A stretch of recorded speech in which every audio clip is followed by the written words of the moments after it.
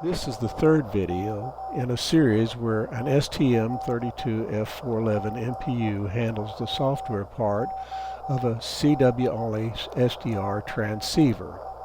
The first focused on the demodulation process, and the second described interfacing the MPU with an SI5351 clock board to create a multiband radio. This time we'll focus on after the receiver has been assembled, using it, and what I call dialing it, the software, in. But first, and at the risk of being repetitive, let's do a quick overview of the hardware.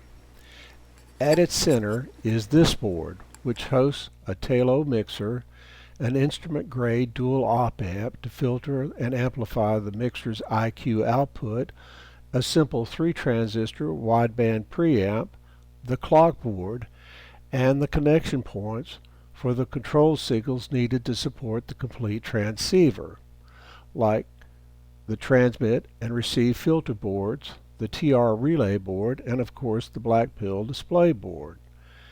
As said earlier, the transmitter is CW only, and as I have it, with a mechanical relay, it operates semi-QSK, meaning it generally hears during word breaks but not necessarily between letters.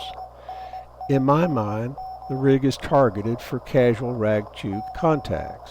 Also, let me point out I operate this rig with a decoder and keyboard connected, my standard MO since the 70s.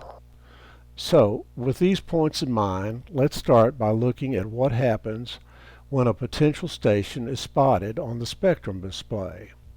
In the first video, we saw the touch screen being used to select the desired signal. But because of screen resolution and the inaccuracies in the resistive touch mask, one would be lucky to land within 200 Hz of the station's actual frequency. So, to further fine-tune the frequency, the first video demoed the red and blue buttons on the right that let the user change frequency proportionally based on the distance the touch point was from the center of the two buttons.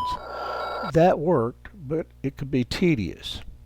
To improve things, this version of the software adds a new third button that sits between the two original buttons. Its background color can be either black, orange, or green. When black, the tuning state is manual. When orange, it's in what I call the hunt mode, and green signifies the transceiver's tune frequency matches the station you're listening to within 5 Hz, meaning the two of you will be transmitting on the same frequency plus or minus 5 Hz. Now, to make the most of this feature, it's important to understand how it works. The auto-tune, or IntelliTune as I sometimes call it, is a two-step process. The first step is initiated when the user touches a point inside the spectrum portion of the display. The program looks at the 5 bins in the FFT closest to the touch point and finds the bin with the largest signal in the group. It repeats this evaluation for several FFT cycles until it's satisfied that it's found a local maximum. The 0 beat button is set to orange and the code moves to phase 2, the frequency measuring mode. Because this phase needs a signal approximately 1.5 S units above the noise floor to work, and the on-off nature of CW, it can and will remain in this mode until a usable signal has been found and has determined that it is within 5 Hz of the current designated side tone frequency, in my case 750 Hz. At this point, it exits the auto-tune mode and sets the button's background to green. The thing to understand is once it exits, it's over, and the tune frequency remains where it's at until the user initiates another auto-tune cycle, which they can do by touching the 0 button or the spectrum area. So, if the station you're listening to is drifting, your transmitted signal remains planted at the frequency where you first locked onto it. Also, another point to note is there's a difference between touching the spectrum space and the 0 button. Touching the spectrum space invokes both step 1 and step 2, while touching the 0 button invokes only step 2, the frequency measuring algorithm. And finally, using the red-blue fine-tune buttons will not start either process. But of course it will change the pitch of the receive station and the frequency you're transmitting on. So now that we know how this so-called IntelliTune process attacks the problem, let's watch it in action with real-world signals.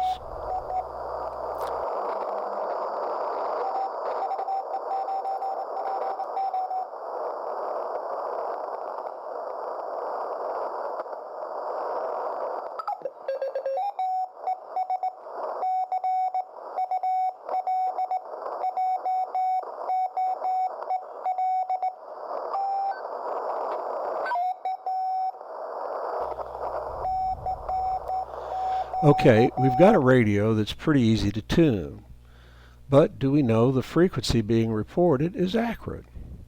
Well, there are a number of variables that affect the result we see on the display.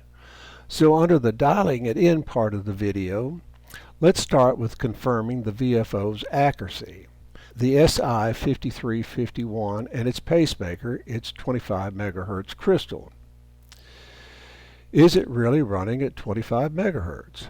Probably not. In fact, the library call to initialize the 5351 requires a crystal error parameter. So how do we find that number? Well, many old hands will remember from their novice days the technique of calibrating the dial by finding the 100 kilohertz markers. But before you could begin, you would zero beat the oscillator with WWV. And that's the principle used here, but with a small twist. The software now has a hidden button located in the space above the band buttons. Touching this space takes us to the Settings or Parameters menu. Selecting the upper left button opens the SI5351 Calibrate screen. With this screen and the processes sitting behind it, the receiver is automatically tuned to WWV at 10 megahertz. But like any other CW station, the actual tune frequency is offset by the side tone frequency. So what we hear is WWV's carrier at the side tone frequency, plus or minus the error in the SI5351. So for those blessed with perfect pitch, you'll know immediately whether the VFO frequency needs to increase or decrease. But for the tone deaf, like me, this screen generates an internal side tone, and the two tones combine together to create the familiar beat note. If the process stopped there, we wouldn't know if the WWV note was above or below our local tone. To help us, the software uses the same frequency measuring code from the IntelliTune routine to report the difference as a positive or negative number. Buttons below the arrow line allow you to add in step corrections until you've dialed out the error. Notice, this may work backwards from the way you might think. For example, if the error is negative, you punch in a negative value. And finally, for the obsessive-compulsive, a word of warning. This screen can be habit forming. In my opinion, on CW, if you're within 50 Hertz, no one will know the difference. When you're done, touch the same hidden button space used to take you to the parameters menu, and the program will resume normal operations. Now, while we're thinking about crystal clock frequencies, there's a second 25 megahertz crystal in the system. It serves as the F411's pacemaker, and in all honesty, getting a handle on this one was something I worried about for some time. Why? Because it sets the soundboard sample rate, a number that all DSP processes depend on. Simply put, It's not much good to calculate filter coefficients out to 18 or 19 places if you only have 2% accuracy on the sample rate. When I started, I only had rudimentary tools to measure this true value. But this version of the program gives us a simple tool to find or verify it. The process is similar to what we just did on the SI5351, but this time, with the antenna disconnected, we'll go back into the options menu and select the second button down, causing the program to jump to the balance mixer screen. But notice the middle buttons are labeled sample rate minus and sample rate plus, and below the buttons in blue is the entry SR 48855 Hertz. This is the sample rate value that the program is currently using to build the dynamic DSP coefficients used to demodulate the IQ data. What the program will do when either of these two buttons are pressed is increment or decrement the displayed value and regenerate the needed coefficients. If the displayed rate matches the real sample rate, then the demodulated tone will match the advertised side tone, shown on the same line as the sample rate but in green. Now, what we need is a trusted audio tone generator that can be set to the advertised value. Turns out, these days, with an internet connection, that's not hard to come by. Here's the website I use, and like we did zero beating WWV, the same can be done here, but this time we'll use the plus minus buttons and do so until the two tones match. In this case, we find the sample rate to be very close to 48.830 kilohertz, a number which I suspect most of you will arrive at if you replicate a similar setup. What's noteworthy, it's definitely not the commonly advertised option of 48 kilohertz offered on most sound card applications. We'll exit the session the same way we did the SI5351 cal screen. With the sample rate dialed in, we're ready to establish the mixer balance settings. But first, and without going into a lot of complex math, let me try to offer a layman's explanation of what and why this is needed. The tail-o mixer can be thought of as a high-speed stereo switch taking snapshots of the antenna signals at the 5351 clock speed. On 40 meters, I have the clock set to 7040 kilohertz, or 7.04 megahertz.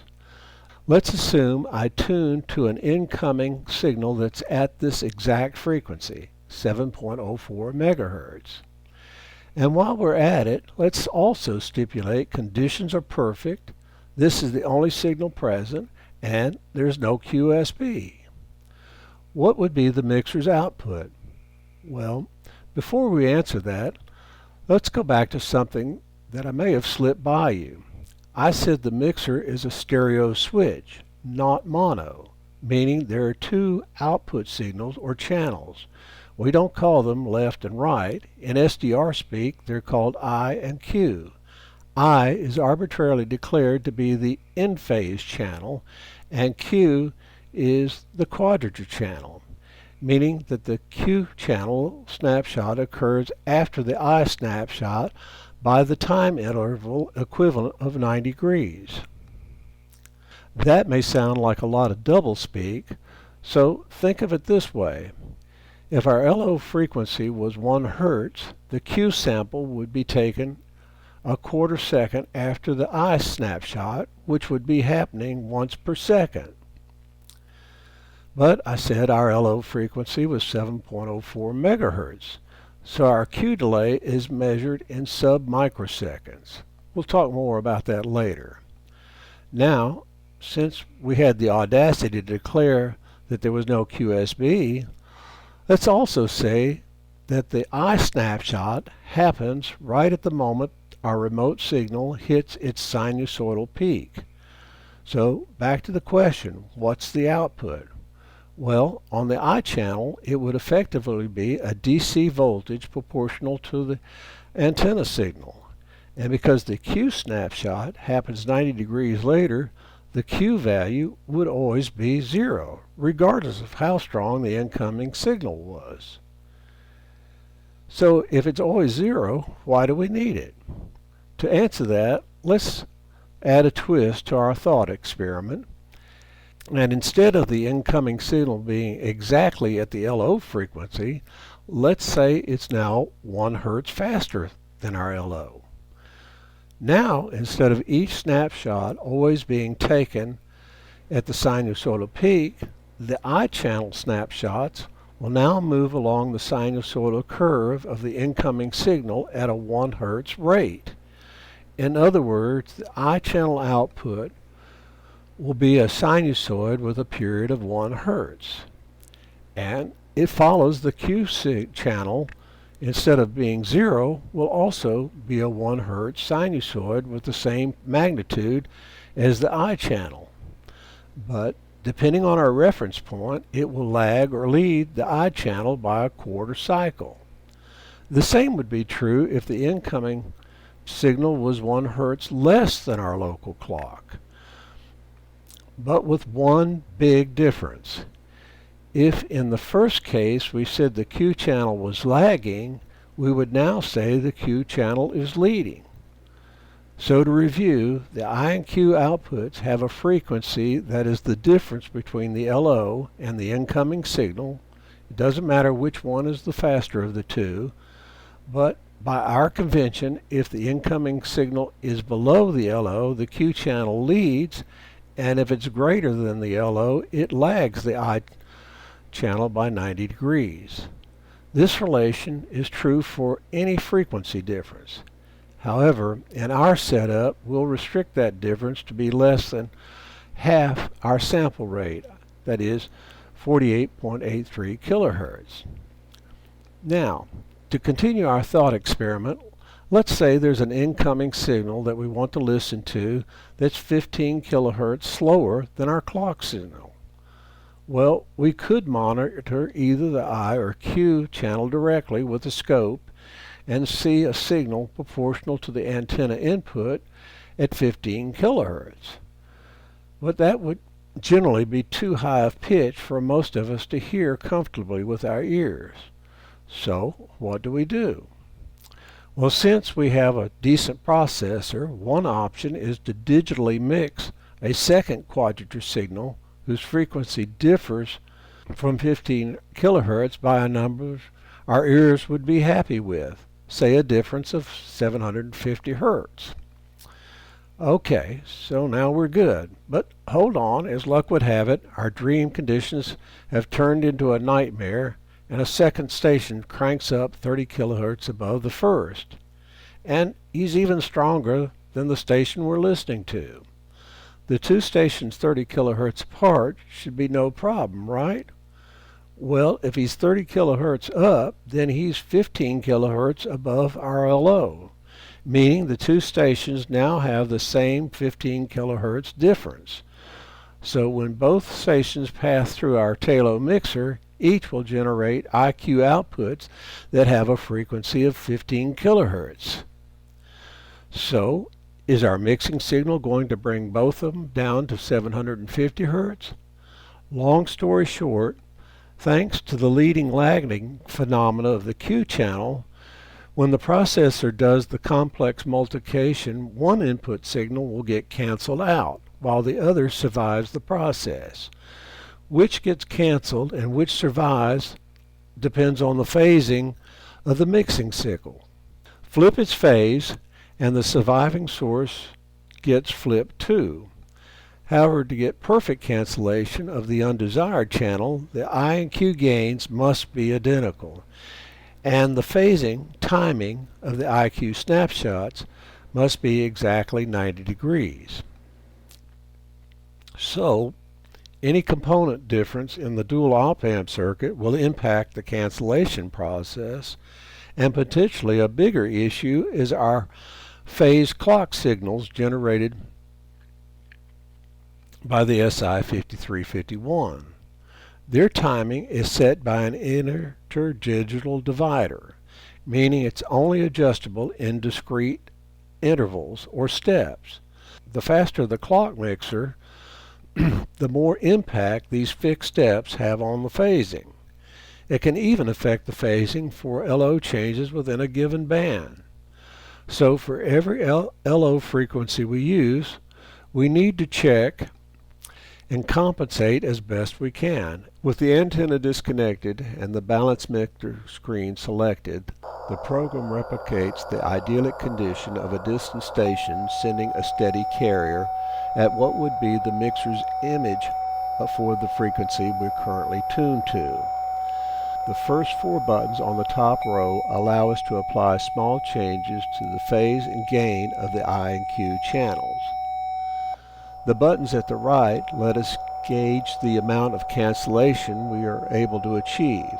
For example, the check button at the far right shows us the strength of the signal when we are tuned directly to it, and the cal button, second from the right, tunes the receiver to its image frequency, the frequency where this test signal would cause us grief if we were trying to listen to another station. The red horizontal bar is an analog view of the strength of the signal, and we also have our regular digital S meter for reference. On the top line, we see the phase angle in degrees of correction being applied and the amp gain correction applied. These two correction factors interact, so it's possible to find more than one combination that yields the same amount of cancellation for a single input frequency. We'll complete our review of the settings found on the balance mixer screen by acknowledging the two bottom row buttons, side tone minus and side tone plus. Several times in the video I've indicated that the side tone frequency was 750 Hz. That frequency may not be suitable for everyone. These buttons let you set it in 10 Hz steps down to 500 Hz and up to 950. Changing it affects the receive side tone that the auto-tune process will settle on, as well as the transmit side tone you hear when your rig is in the key down state.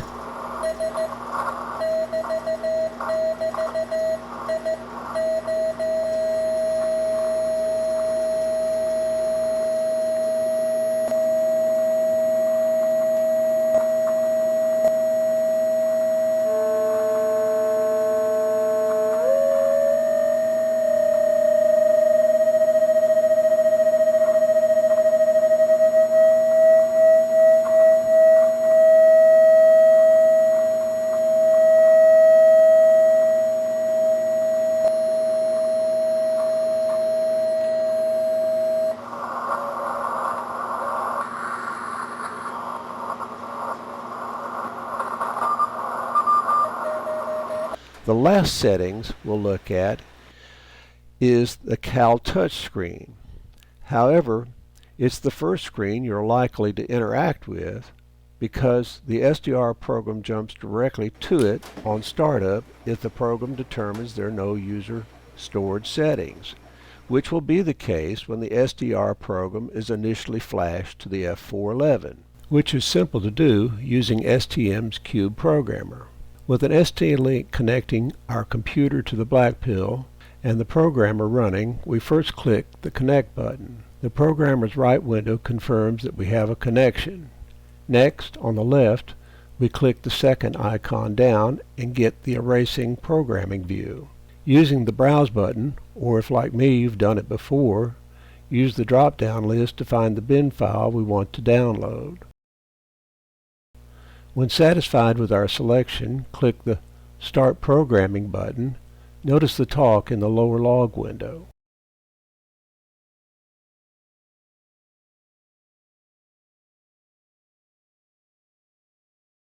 When complete, a series of pop-ups will appear.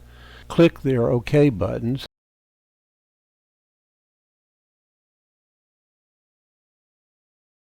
And finally, click the upper right green Disconnect button.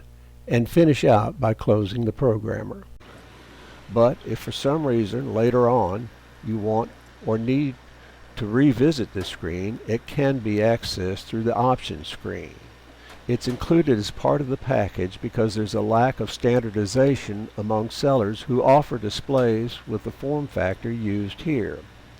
The SDR program expects the display resolution to be 320 by 240.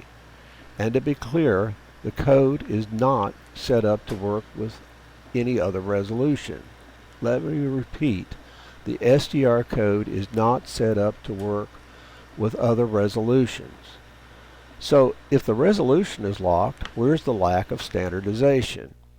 It's in the pin pairs used to affect the touch part of the display, and to a lesser degree how the BlackPill's ADC maps the resistive mask to the touch points on the screen.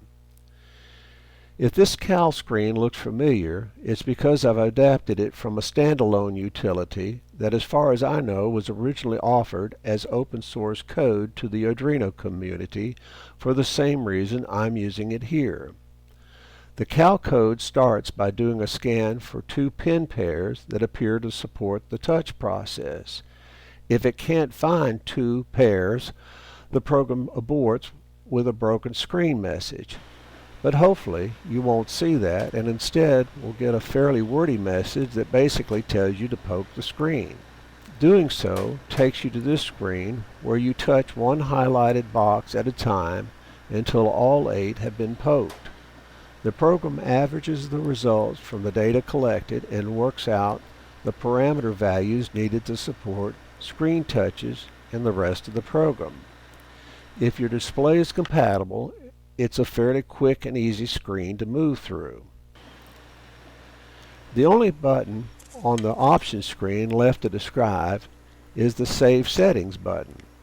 Unlike the others, it doesn't take you to another subscreen. Instead, when activated, touched, it'll flash for a fraction of a second, indicating the current settings have been saved, and then the program will revert back to normal operation. Be aware it's an all-or-nothing save. By that I mean every setting that's configurable is saved, to be used the next time the program is started. That includes the frequencies currently in storage for each of the band buttons, with one exception, the WWV button. So remember, if you've been tuning around on any band and the Save button is pressed, the last frequency selected will become the default band frequencies the next time you start the program.